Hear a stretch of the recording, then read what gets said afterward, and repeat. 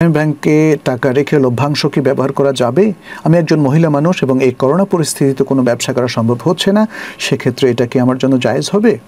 নীতিগতভাবে আমরা মনে করি যে ইসলামী ব্যাংক যেহেতু একটা ইসলামী প্রতিষ্ঠান এবং তাদের ইসলামিক মৌলিক নীতিমালা আছে, যেটাকে আমরা বলি ব্যাংকিং গাইডলাইন, তারা ফলো করছেন এবং তারা এর মধ্য দিয়ে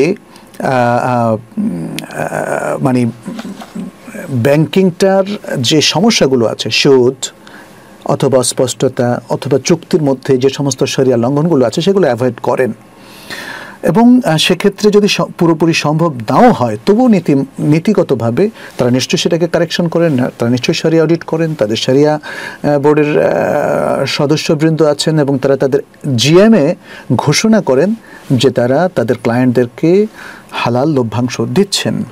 সেক্ষেত্রে যদি তাদের কোনো ভুল ত্রুটি থাকে, আপনি জিএমএ উপস্থিত হয়ে সেটা বলবেন যে আপনারা কেন এই ভুল করছেন, এবং এটা মুফতি তাকি উসমানী উল্লেখ করেছেন।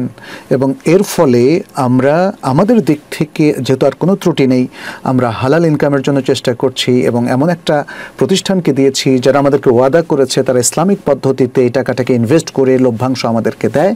ফলে এই লভ্যাংশ আমাদের জন্য, আমরা যারা ক্লায়েন্ট অথবা আমরা যারা ডিপোজিটর, তাদের জন্য এটা নীতিগতভাবে জায়েজ হবে। এক্ষেত্রে নীতিগতভাবে জায়েজ হলেও শুনেছি অনেকেই সেটা হয়তো আল্লাহ রাস্তা দিয়ে দেন, সেটা তার ব্যাপার। বাট ফিকহি দৃষ্টিভঙ্গিতে এটাকে হারাম বলার কোনো সুযোগ নেই, যেহেতু প্রতিষ্ঠান ইসলামিক এবং তারা ইসলামিক নীতি পদ্ধতি ফলো করেন এবং তাদের এজিএমে সেটাকে তারা ঘোষণা করেন।